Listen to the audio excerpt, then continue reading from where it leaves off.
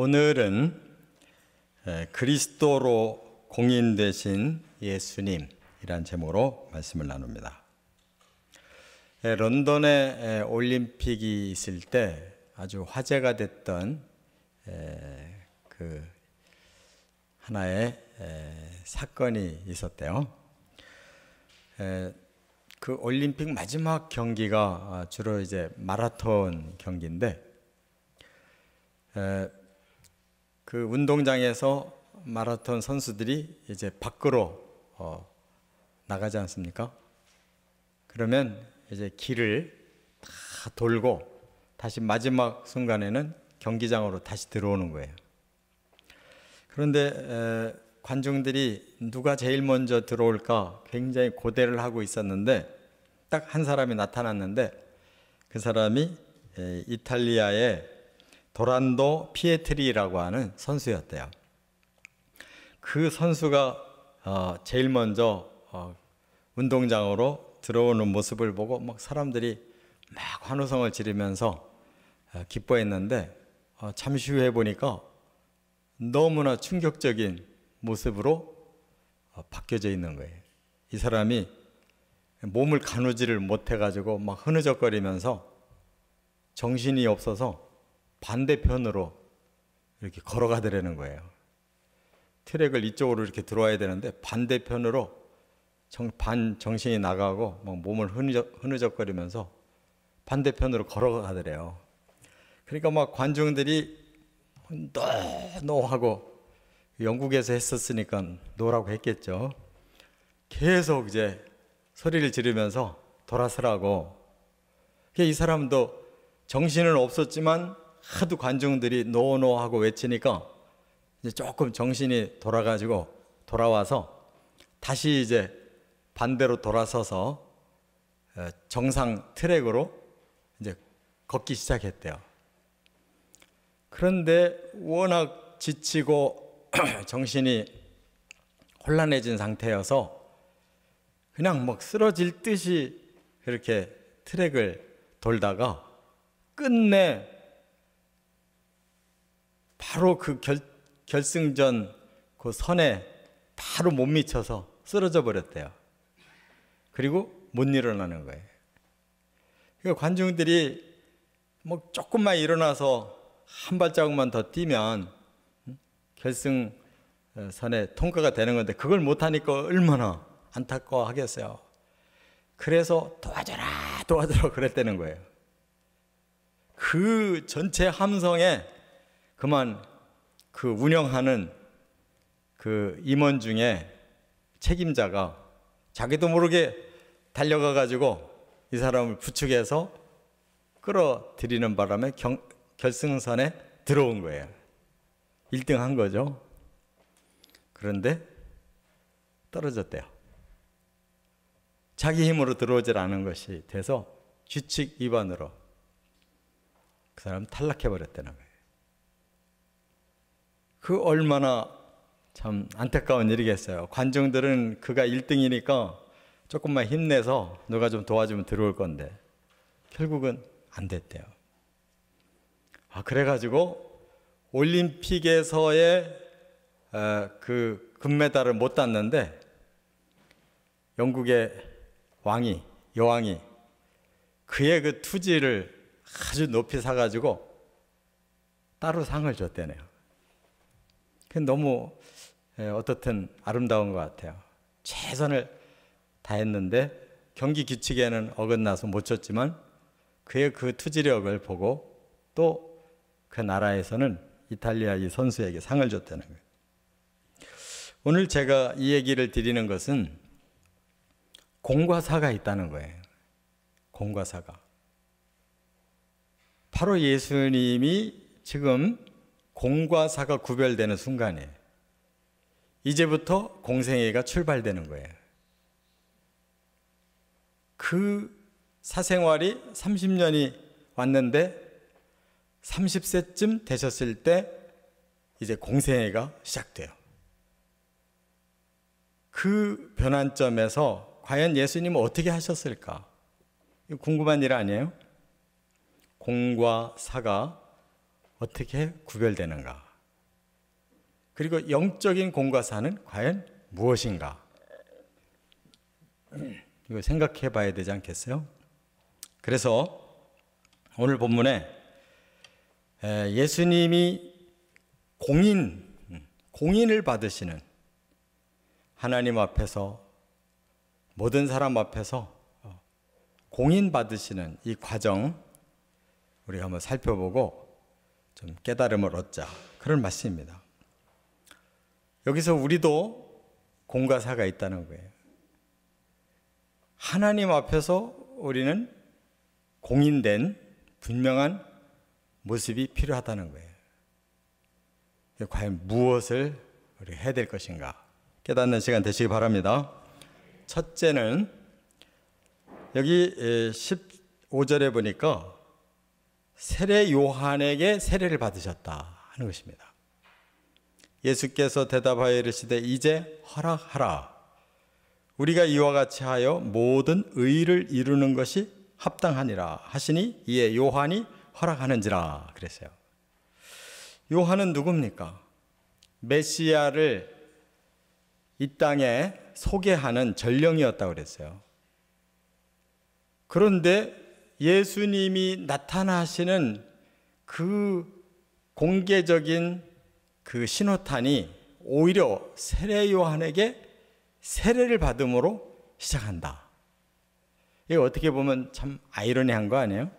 왜냐하면 세례 요한에게 와서 세례받는 사람들은 다 죄인들이었고, 그들은 자기를 완전히 낮추어서 하나님의 사람 요한에게 세례를 받음으로 그들이 죄를 씻고 새로운 하나님의 사람으로 거듭나는 이 과정이 세례였는데, 과연 하나님의 아들이 이 땅에 주인공으로 나타나시면서 그 조연 역할을 하는 전령에 불과한 세례 요한에게 오히려 세례를 받아야 되는가 하는 것이에요. 그런데 이것을 예수님이 이렇게 말씀하신 것이죠. 허락하라. 모든 의를 이루는 것이 합당하니라. 그 말씀 앞에 세례 요한이 순종해서 세례를 줬다. 참 어떻게 보면 참 이해가 안 되는 것 같은데, 또 어떻게 보면 굉장히 아주 우리는 그 깊은 어떤 질서와 절차를 느낄 수도 있다는 거예요. 여기서 우리가 이 세상에서 통하는 거칠애의 절차가 아니라 정말 하나님 앞에서 모든 상식을 깨뜨리는 하나님의 의를 이루는 일의 절차였다 하는 걸 깨달을 수 있어요. 사람의 입장에서라면 이런 일이 있을 수 없는 거예요. 누가 높은 분이 낮은 사람한테 가서 무릎을 꿇어야 되며 세례를 받겠어요. 근데 예수님은 바로 그것을 허락해달라고 세례 요한에게 요구하면서 이것이 하나님이 원하시는 의다라고 말씀했어요. 이런 면에서 예수님은 죄 때문에 세례받는 건 아니라는 걸 알 수가 있어요. 우리 모든 사람은 죄 때문에 세례를 받습니다.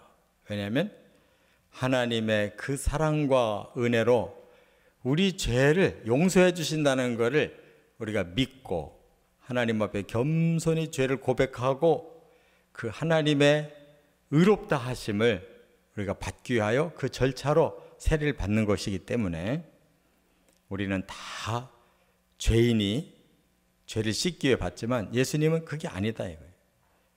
그렇다면 예수님의 이 세례는 뭐냐? 공식적인 사역의 이양이었다는 거예요.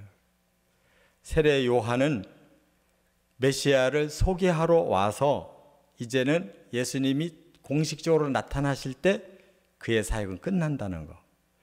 그러나 그는 메시아를 소개함으로써 메시아가 드디어 시작할 수밖에 없는 그런 또 중요한 사명자이기 때문에 그 사역을 이양하는 과정에 최대한 세례 요한을 높이고 예수님은 그 사역 이양에 겸손하게 순종하고 있다는 거예요.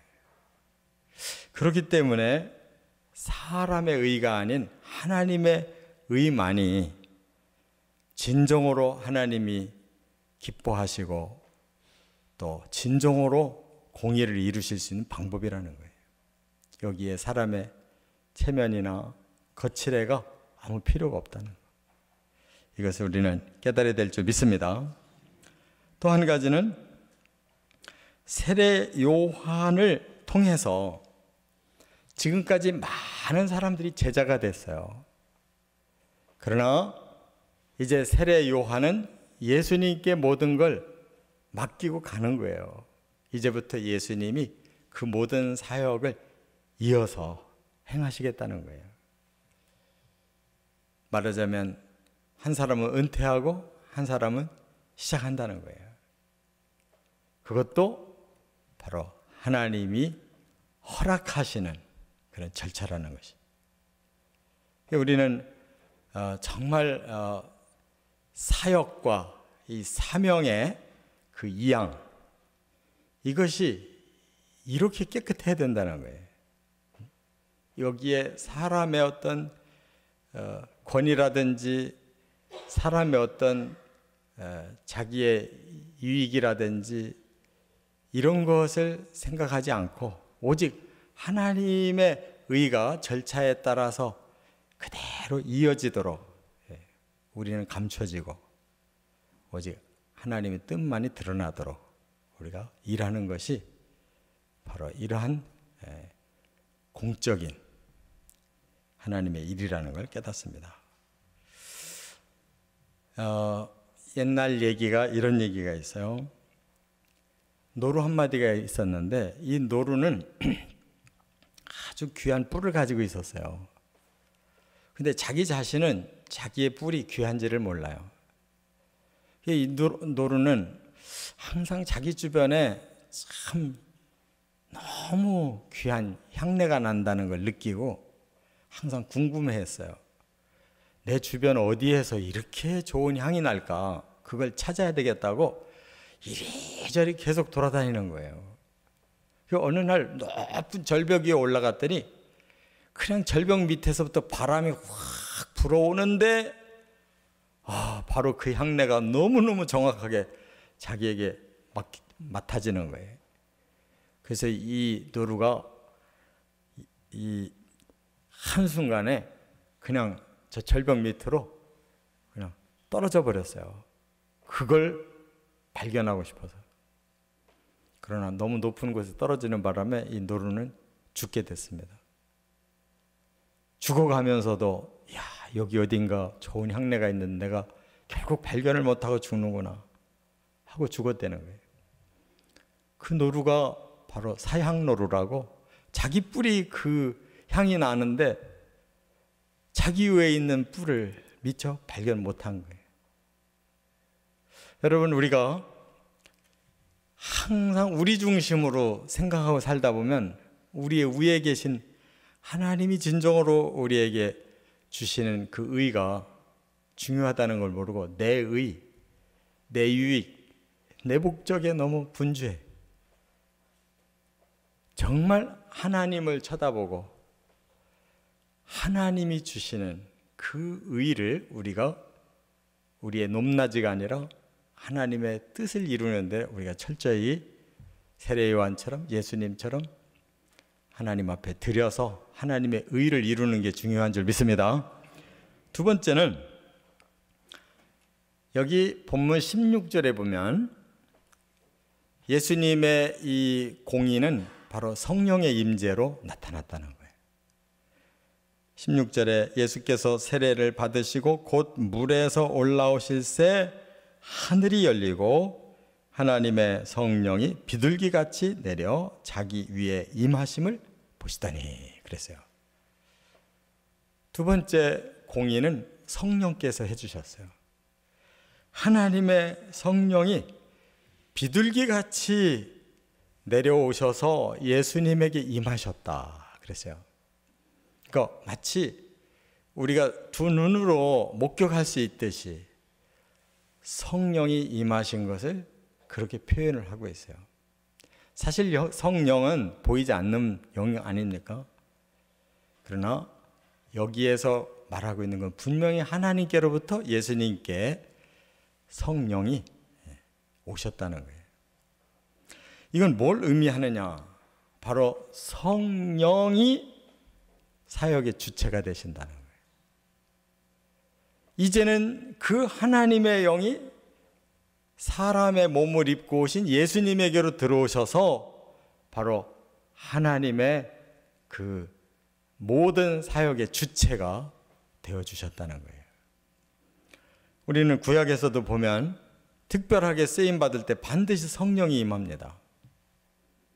예를 들면 사울이라는 사람도 성령이 임하니까 그가 아주 준수하고 모든 사람들에게 존경받고 다스릴 수 있는 힘이 생겼어요. 그래서 사울이 왕이 된 겁니다. 그러나 성령을 소멸해버리니까 그는 아주 조잡스러운 인간으로 타락하고 자기 하나의 그 명예와 권력을 위해서 일생 동안 의로운 자를 죽이려고 온갖 음모를 꾸미다가 결국 자기가 전쟁터에서 죽고 마는 이러한 실패자가 되잖아요.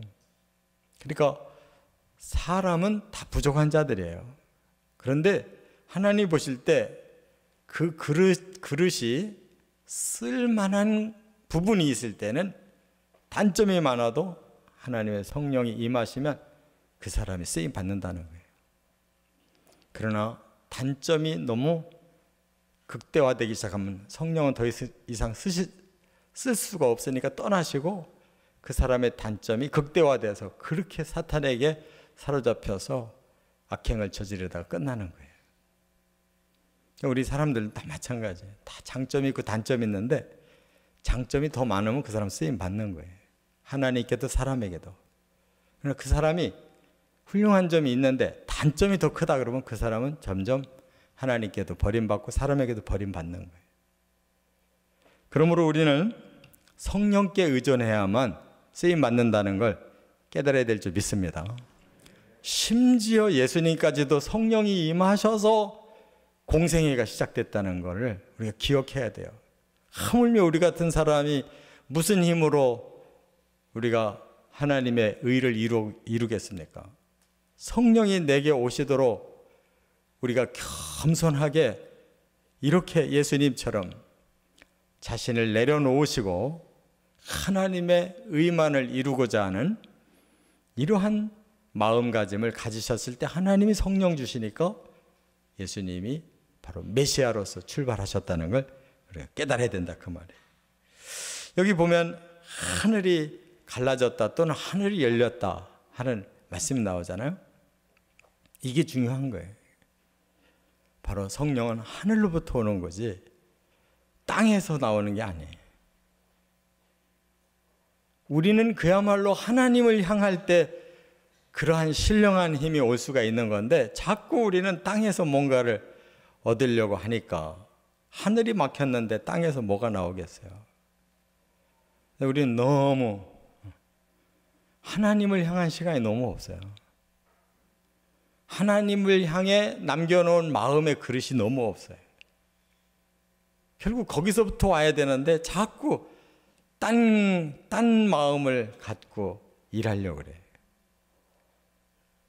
세례 요한은 그 하늘의 마음을 얻기 위해서 세상 것을 다 버리고 광야에서 살고 좋은 옷 다 버리고 그냥 죽은 낙타의 털을 벗겨서 걸치기만 하고 살고 그 좋은 곡식들 다 버리고 정말 끼니만 간신히 채울 수 있는 이러한 절제의 삶을 살았기 때문에 그 마음을 다 하늘에다 열어서 그렇게 귀한 삶을 살게 된 줄 믿습니다.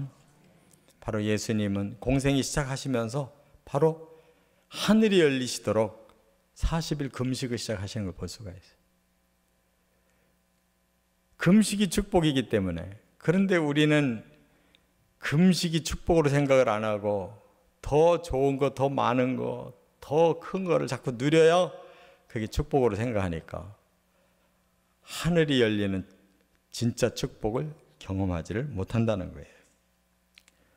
그래서 성령이 정말 하늘로부터 우리에게 임하는, 비둘기같이 우리에게 임하는 이러한 성령의 임재 체험을 해야 될 줄 믿습니다. 미국의 오레곤주에 살던 가난한 농부가 어느 날 그 마을 회관에 영화를 상영한다는 소식을 듣고 부부가 모처럼 영화를 보러 마을 회관에 내려왔대요. 그런데 영화를 보여주기 전에 광고를 한 편 하더래요. 그게 뭐냐면 이 미국의 선교부에서 영화를 보여준다고 하면서 전도를 하려고 하는 거죠.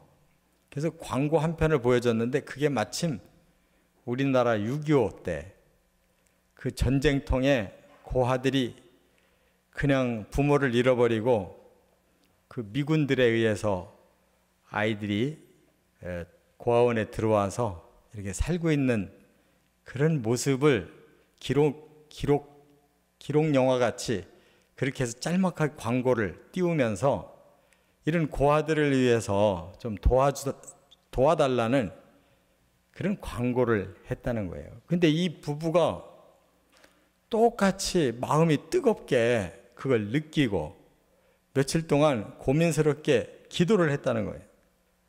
계속 그 한국의 고아들의 그 가난하고 찌들어 있는 모습이 계속 떠올라가지고 견딜 수가 없었대요. 그래서 부부가 결국은 우리 보고 도와달라고 저런 메시지가 왔는데 우리가 돕지 않고 어떻게 그냥 넘어갈 수가 있겠냐.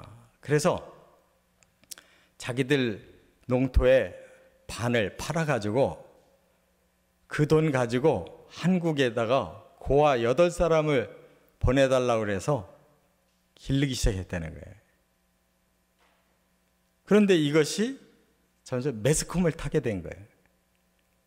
그 바람에 사람들이 그 집에 이런 선교 기금을 자꾸 보내주게 되니까 이분들이 아예 나중에는 농사를 그만두고 고아원을 전적으로 시작하게 돼가지고 우리나라에 그 고아원이 세워진 거예요. 그게 바로 요기 홀트 아동복지. 그렇게 처음 시작이 됐다는 거예요. 그러니까 하나님의 일이라고 하는 것은 우리 인간의 마음으로 할 수 있는 게 아니고 하나님이 친히 영으로 우리 마음에 오셔서 우리를 감동시키시고 우리에게 깨달음을 주시고 용기와 능력을 주실 때 우리가 거기에 순종하면 이렇게 놀랍게 쓰임받는 줄 믿습니다. 끝으로 세 번째는 여기 17절에 보면 하나님이 선포하셨다는 거예요. 하나님이 예수가 메시아다라고 선포하셨대요. 그래서 공생애가 출발된 거예요. 여기 17절에 이런 말씀이 있죠. 이는 내 사랑하는 아들이요 내 기뻐하는 자라. 세례를 겸손하게 받으시고 하늘을 쳐다볼 때 하늘로부터 비둘기같이 성령이 임재하시고 그리고 하늘에서 소리가 들렸어요. 하나님의 목소리가. 이는 내 아들이다. 사랑하는 아들이다. 내 기뻐하는 자다. 라는 메시지가 들렸어요. 이건 너무나 평범한 말 같은데 아니에요. 그게 바로 메시아를 의미하는 단어예요. 왜? 이 내용은 이미 시편 2편 7절에 나와요. 시편 2편이 메시아 예언장이에요. 거기에 메시아는 내 사랑하는 아들이라 하는 구절이 나와요. 메시아는 하나님의 사랑하는 아들이에요. 이것을 사람들은 그냥 상징적으로 생각했는데 아니에요. 실제로 하나님 아들이 오신 거예요. 실제로 하나님의 아들이 사람이 돼서 오신 것이 예수님이세요. 할렐루야. 이게 메시아 예언이라는 거예요. 하나님은 사실 그대로를 발표하신 거예요. 그리고 내 기뻐하는 자다라는 이 단어도 내가 기뻐하는 자다. 누가 아들을 기뻐하지 않는 사람이 있어요. 그러나 하나님은 단순히 아들을 기뻐하는 게 아니라 이 아들이 나의 모든 계획을 이루어줄, 그래서 나로 하여금 기쁨을 줄 아들이라는 거예요. 그러니까 귀한 사명을 줬다는 뜻이에요. 그게 바로 기름 부음 받은 메시아라는 거예요.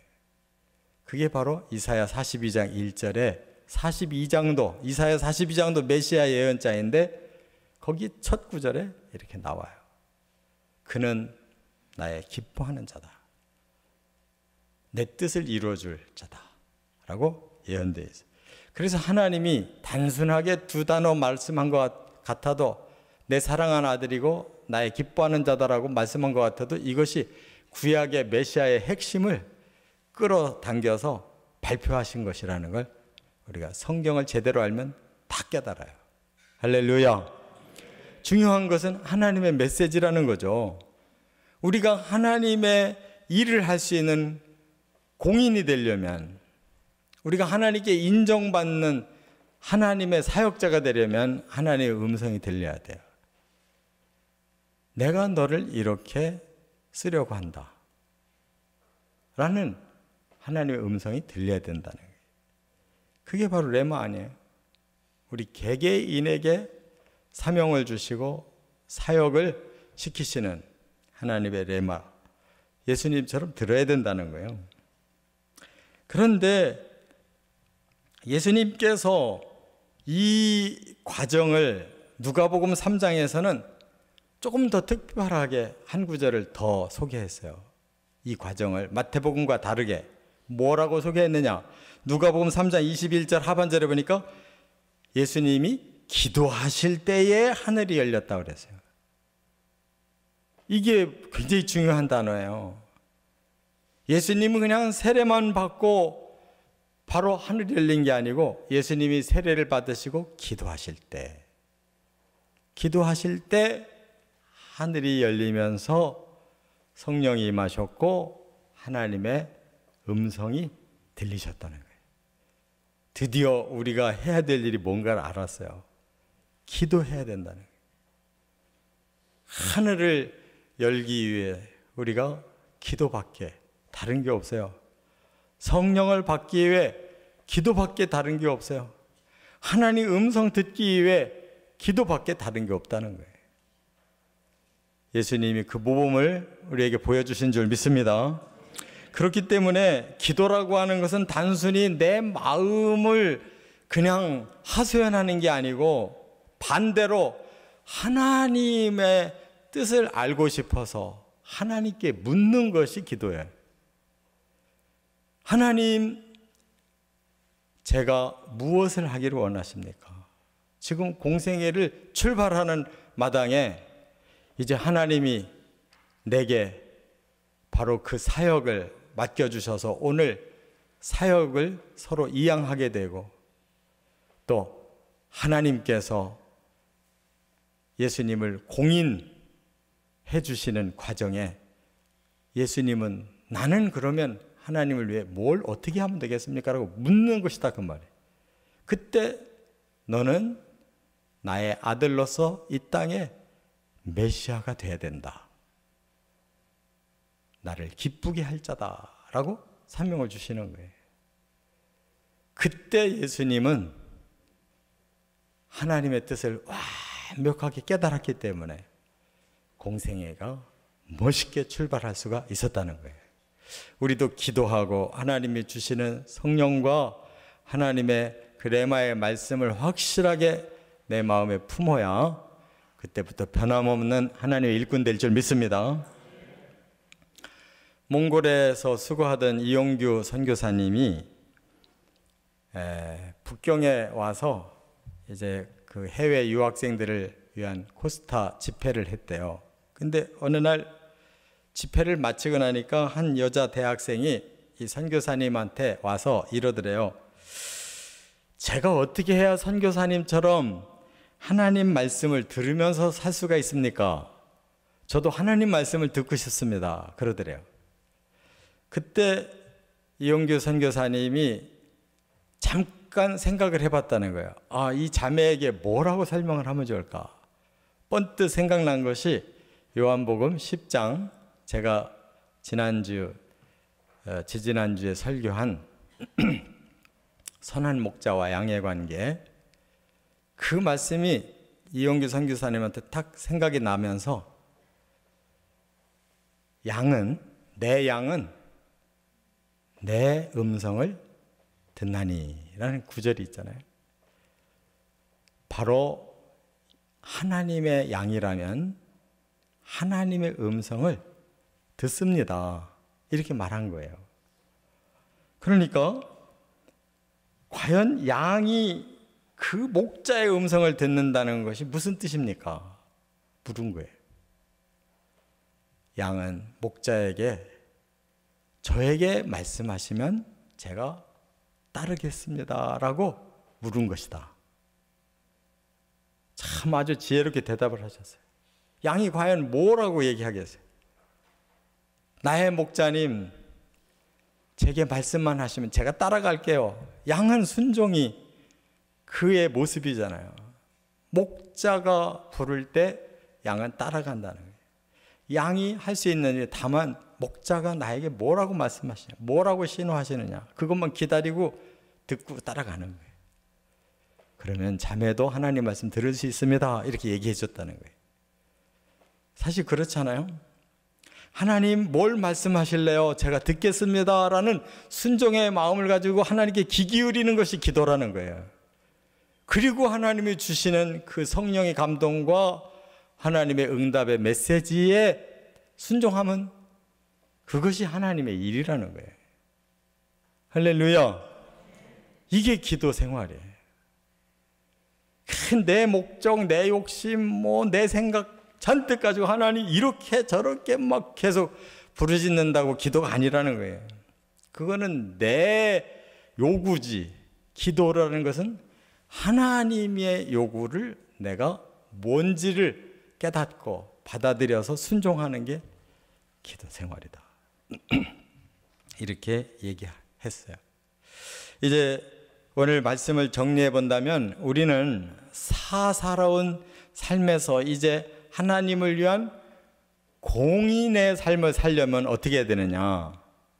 바로 주님 앞에 엎드려서 주님이 주시는 그 사명을 위해 우리가 겸손하게 세례를 받아야 되겠다는 거예요. 그리고 정말 예수님처럼 기도할 때 하나님의 성령을 받아야 되겠다는 거. 그리고 하나님 앞에 귀 기울일 때 하나님 음성을 듣고 거기에 순종해야 되겠다는 거.